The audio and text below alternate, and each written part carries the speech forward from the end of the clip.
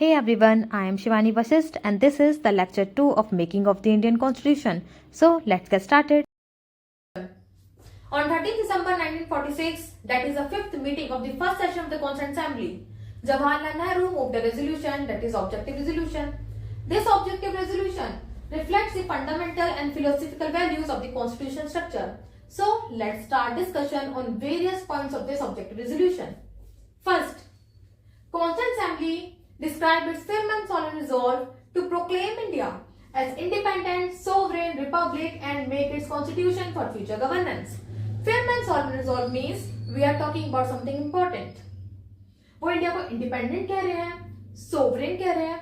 Sovereign means India is free to conduct it both affairs, both internal and external without any external interference.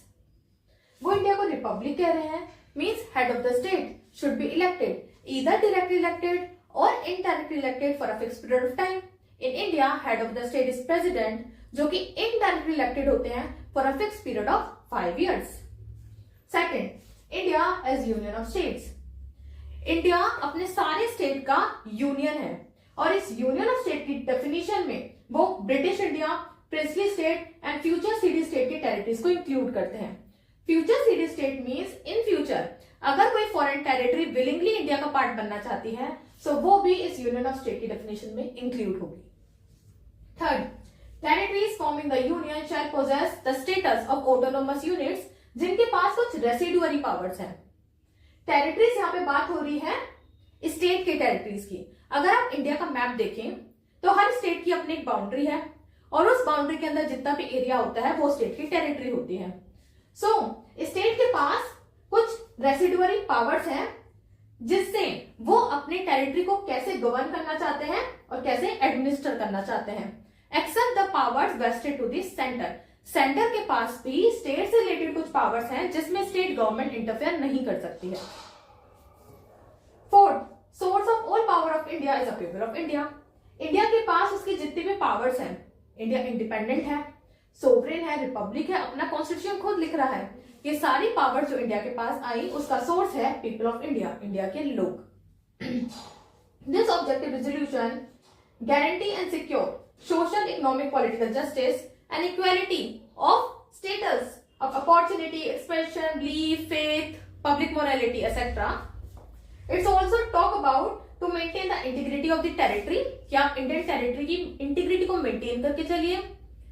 And it provides adequate safeguards to minorities, backward and tribal areas, depressed classes, SC, ST and others. 8th point. Ancient land attain its rightful place in the world and promote world peace. India एक ancient land है जिसकी पूरे world में एक rightful place है. आपको उसे maintain करके चलना है and it talks about world peace means global peace. So this objective resolution which was moved by Jawaharlal Nehru on 13 December 1946. Next year, that is 22 January 1947, Constituent Assembly adopted this objective resolution. On 22 January 1947, Constituent Assembly adopted this objective resolution. And this objective resolution shaped the constitution on various stages. Means this objective resolution provide direction to the constitution makers while writing the constitution. This objective resolution reflects in a preamble in a modified version. Means first you read this objective resolution and then go through with the preamble, then you realize the modified version of this objective resolution reflects in our preamble. 28 April 1947, 6 princely states हमारी Constituent Assembly को join करती हैं. देखिए, as per the cabinet mission plan, princely state को 93 seats मिलती है जिसमें से एक भी प्रिंसली स्टेट हमारी Constituent Assembly में पार्टिसिपेट नहीं करती है. And in this objective resolution Jawaharlal Nehru included the territory of princely state in the union state definition. So after that 28 April 1947, that is the third session of the Constituent Assembly, 6 princely states join our Constituent Assembly. 3 June 1947 एक plan आता है, that is Mountbatten plan for the partition of India into 2 nation, India and Pakistan. After that plan other princely states भी हमारी constituent assembly को join करती हैं and Muslim league who बायकॉटेड the first meeting of the constituent assembly joined our Constituent Assembly. Indian Independence Act 1947. This is the act of UK Parliament for the partition of India into two nations, India and Pakistan. और ये act हमारी constituent assembly में 3 changes लाता है. First change, it transfer legislative sovereignty to the constituent assembly. Legislative sovereignty means legislative functions, law making power जो कि British parliament के पास हुआ करते थे, ये एक्ट उसे ट्रांसफर करता है to the constituent assembly. Initially हमारी कॉन्स्टिट्यूंट असेंबली जो एक कॉन्स्टिट्यूंट बॉडी थी जिसका काम था to frame the constitution of India, और ये एक्ट हमारी कॉन्स्टिट्यूंट असेंबली को एक और फंक्शन देता है, that is legislative function. So our constituent assembly became the first parliament of free India, that is dominion legislation. अब हमारी कॉन्स्टिट्यूंट असेंबली के 2 फंक्शंस हो गए हैं. When our Constituent Assembly met as a constant body, then it is chaired by Dr. Rajendra Prasad, because Dr. Rajendra Prasad was the president of the Constituent Assembly. And when it is met as a legislative body, then it is chaired by G.V. Malhotra.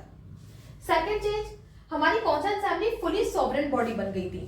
Means our Constituent Assembly framed the Constitution of India independently without any interference.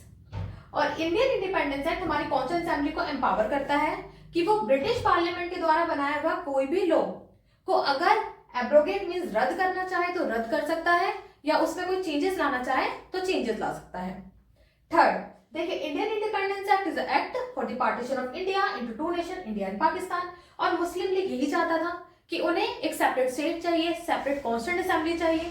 तो obviously जब पाकिस्तान बन रहा था, सो हमारी जो मुस्लिम league है उसके members हमारे कॉन्स्टिट्यूंट असेंबली से विड्यू मींस बाहर आ जाते हैं. सो जो हमारे कैबिनेट मिशन प्लान के अकॉर्डिंग जो हमारी कॉन्स्टिट्यूंट असेंबली की स्ट्रेंथ जो फिक्स की गई थी 389, वो रिड्यूस होकर 299 हो जाती है. और इट्स अ नंबर की जो ब्रिटिश प्रोविंस की as per cabinet mission plan जो फिक्स की गई थी 296 रिड्यूस टू 229, एंड जो प्रिंसली स्टेट की फिक्स की गई थी 93, वो कम होकर 70 हो जाती है. So these are the 3 major changes जो इंडियन इंडिपेंडेंस एक्ट हमारी कॉन्स्टिट्यूंट असेंबली में लाता है.